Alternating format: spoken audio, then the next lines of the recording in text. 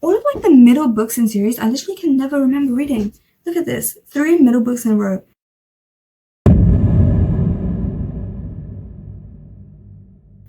Hi guys, today we're gonna be tier ranking dystopias because dystopias might actually be my like favorite genre to read because there's something so satisfying about 17-year-olds taking over the government.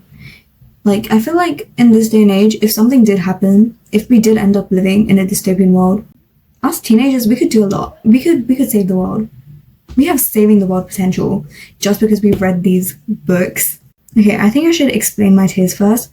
So at the top, we've got screaming, crying, throwing up, which perfectly describes my feelings while reading some of these books. Immaculate, these are just books which, like, you can read them and you'll have a good time. Guaranteed good time. I forgot they existed. Probably like books that I fully forgot that I have ever read, and I look at them now and I'm like, interesting. My last 2 brain cells can do better than this.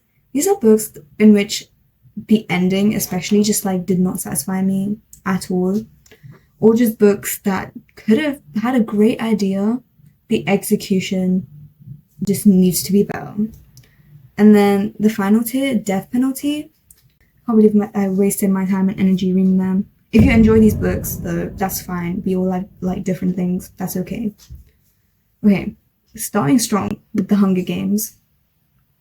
I mean, everyone saw this coming. Obviously, it's going to be in the top tier. Suzanne Collins really just like put all the rage in the world in these books. Like, these books are revolutionary. The Ballad of Songbird Snakes, the only villain origin story that did not make me sympathize with the villain and then feel kind of disgusting because I'm literally sympathizing with a mass murderer. President Snow was just like shown as an even more complex character than he already was. The Maze Runner, okay, I cannot lie. I didn't finish it. It's a DNF book. It's because I started Six of Crows at the same time. And obviously I read those before The Maze Runner. I'm gonna read it though because I bought a copy of it from this book sale. Scythe by Neil Shusterman. Immaculate. This book, when you first read it, it starts out more as a utopia because no one dies in this world. Humanity has reached a state of like perfection pretty much, except for Scythes, who can kill people. Like, the idea was way better than the execution, I feel like, but the execution was good as well in this book specifically. The Selection by Kira Cass.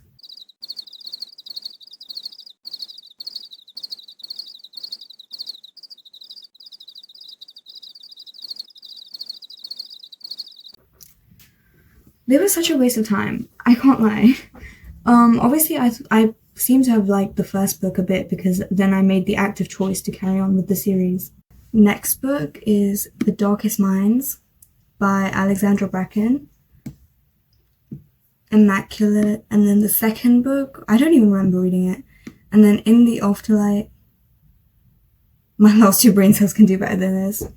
The Darkest Minds, the first book, like, definitely read it. I literally loved the first book so much. The found family in the first book was so perfect. We've got like, it's basically like this world where some kids are like born with like kind of like powers. Those kids with powers are basically sent to a concentration camp in a way. And our main character, Ruby, she's got the most dangerous power. She's an orange, but oranges are the most dangerous pretty much. And she meets these like group of kids who are like basically on the run. They have powers too, but they're on the run. And there's like Liam, Chubbs, and Zoo, and they're literally all like going around in this freaking van. And Ruby joins them, and it's so wholesome in a way. Like, I know they're literally in like a freaking dystopian universe. I'm not allowed to say that it's wholesome, but it is. It is wholesome. In the Afterlife, I remember being so kind of like disappointed with the ending, but maybe you guys will like it. The Queen of the Tiling, I'd say it's like more of a fantasy dystopia, but no one's talking about this, and I need people to talk about this because this book is so underrated and it's so good. The protagonist, Kelsey, she's basically Jude Duarte. If you love The Cruel Prince, you're gonna love this book. If you like history as like a subject at school, then you should read this book. Finally, we get to the Shatter Me series, the dystopia that swept BookTok off its feet. The first book, actually, I didn't like the first book. I fully remember this. I remember finishing the first book and thinking, what is wrong with everyone? How is every single person on this planet simping for Aaron Warner? I remember finishing the first book and being so disappointed. I thought Aaron was a complete disgusting man. And then I read Destroy Me. And everything changed. Yeah. Unravel Me. I have no idea what happened. Fracture Me. Death penalty, honestly. Disgusting man POVs. I cannot do this anymore. Ignite Me. Screaming, crying, throwing up. I'm not even kidding. You need to read these just to get to Ignite Me. You need to read these books for Kenji, Aaron, and Juliet. These three characters. And then don't continue the series. After you get to Ignite Me, put it down. That's the mistake I made. I continued the series and then it got so boring. I could have been perfectly fine without Restore Me, Shadow Me, Defy Me. I liked Reveal Me actually because it was Kenji's novella and I love Kenji as a character. Imagine Me, yeah, and Believe Me as well. As soon as you get to Ignite Me, stop. Unless you're so emotionally invested in Kenji that you need to carry on. And then you get to Reveal Me. Next, Cinder by Marissa Meyer. This whole series was just immaculate. It's more of a sci-fi dystopia, I'd say, definitely. They're like fairy tale retellings, except these girls are like girl bosses. If you love Disney, and if you love dystopias, you need to read this. Like, it starts off as just like one or two characters, and then we like, as we go along the series, we pick up more and more, and at the end of the series, they're this like beautiful found family. The next book's Legend, also immaculate. Like, everyone needs to read this. What is with this? All of like the middle books in series, I literally can never remember reading. Look at this, 3 middle books in a row. Never Fade, Unravel Me, Prodigy. It's always the middle books. Something just like gets blocked off in the middle books. But anyways, Champion was really good. Champion had me screaming, crying, throwing up. This series is so not talked about. If you like the Hunger Games, you need to read these books because you just need to read this to get to Champion. The ending of Champion destroyed me. I remember being unable to think of anything for the next 3 weeks after reading it. Next, Red Queen. I don't remember reading it.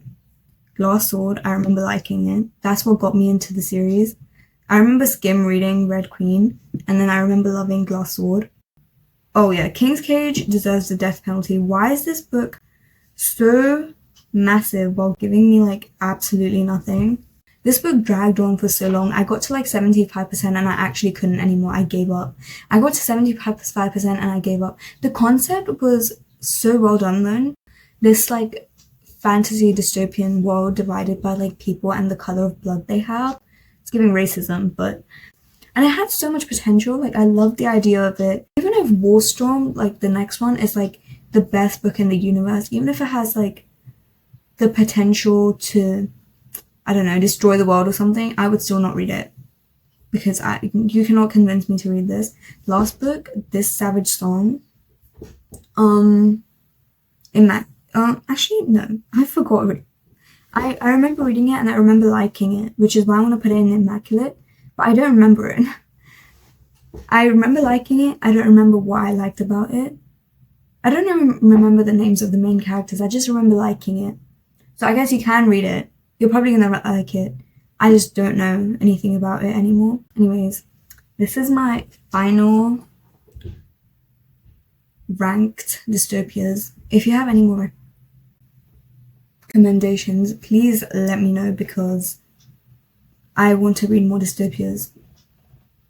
I will read dystopias till the day I die. because they're just the most entertaining. So we need to bring back the 2012 dystopian phase, because I know it existed, I know it happened, and I know everyone was obsessed with dystopias. But me personally, I was only like 4 years old at the time, so I'm only like just getting into dystopias, which is why that little 2012 thing needs to happen again at some time around now, and we need to all be in love with dystopias again. Especially after like the Ballad of Songbirds and Snakes movie, like we literally have potential to everyone to become obsessed with dystopias again. So I know what would start it. Someone needs to make the Shatter Me movie or TV show or whatever, and that would start a wave of like dystopia and dystopia related stuff. Like, yes, that is what needs to happen actually. I hope you enjoyed watching. I hope you got some new book recommendations. And I hope you can provide me with some book recommendations. Goodbye!